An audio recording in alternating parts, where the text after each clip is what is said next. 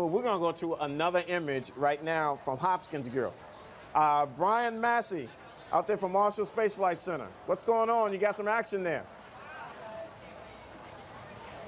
Hopkinsville. There it is.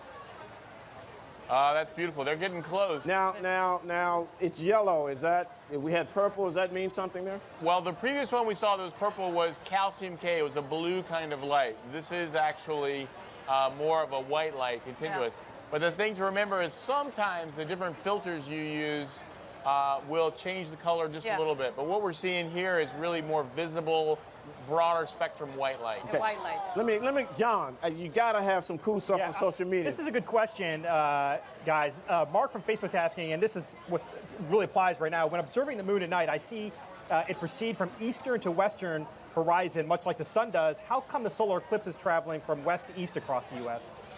Well, again, that's because when we're looking at the moonrise, that's actually because of our location on the Earth and the fact that the Earth is rotating from west to east, the same reason that the sun rises in the east and sets in the west. But the moon itself is moving in the same direction the Earth is rotating, and it's casting that shadow down on the Earth, and that is moving in the direction that both the moon is orbiting and the Earth is rotating. So from west to east.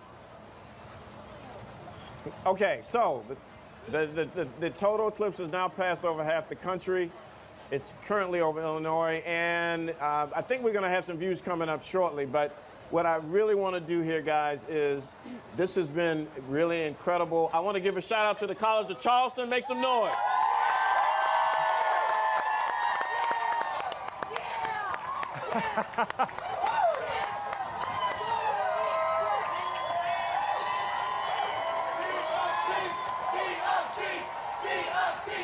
Oh, we're loving it here. So now we've got live video coming to us from Hopkinsville, Kentucky. It's a small town that's known for southern hospitality, like Charleston, and it's also a prime spot for viewing this total solar eclipse. Hopkinsville is the city with the longest duration of the total solar eclipse, for a total of 2 minutes and 40 seconds of totality. NASA's Marshall Space Flight Center, Brian Massey, I'm so excited. What you got, man? Dwayne, we're just as excited as you are. We are here in Eclipseville. Say hello, everybody. Oh, we're having a great time. I'm surrounded by 1,000 of my best friends. We're getting ready. It's starting to get a little darker already. We're also joined here by NASA Marshall planetary scientist Renee Weber. Renee, thanks for joining us. Thanks. It's really great to be here. I just want to say thank you to the city of Hopkinsville for having us out on this beautiful farm in Kentucky, and we're just all really excited. Yeah, definitely. It's a lot of fun. The light's starting to fade, and the excitement's getting bigger. We are at the point of greatest eclipse here at Hopkinsville. Renee, tell us a little bit, what's the significance of that? Well, the point of greatest eclipse is actually a point in time when the axis of the moon's shadow is pointed most directly towards the center of the Earth. Great. So we are at the point on the surface of the Earth where that time occurs. Exactly. The shadow will actually be more circular here than anywhere else in the country, correct? That's right. And it's getting really dim, and we are just so close. It's incredible. Yeah, this is amazing.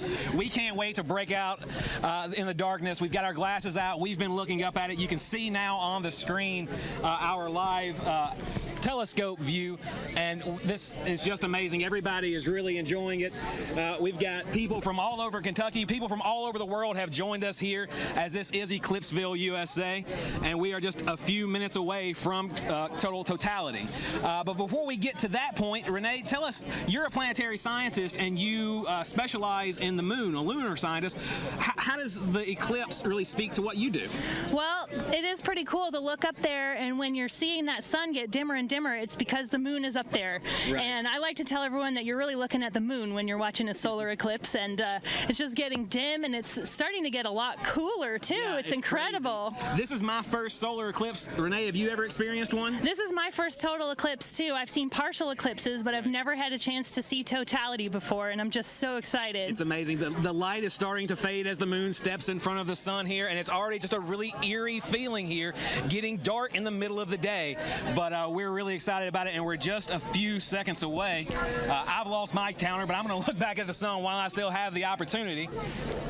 Wow, that is absolutely amazing. We're down to just a thin sliver of the sun. Renee, what do you think about this? I can't believe it. It's just, it looks incredible, and it really is starting to get dim, and nobody even needs their sunglasses, just your eclipse glasses, and you can see that beautiful crescent sun. Wow, this is absolutely amazing. We're just really looking forward to that for a chance. We got no clouds here in the sky, and you can see some airplanes up there, but that sun is just getting smaller and smaller. Yeah, it's definitely a Hopkinsville, Kentucky Chamber of Commerce sponsored day here in Eclipseville.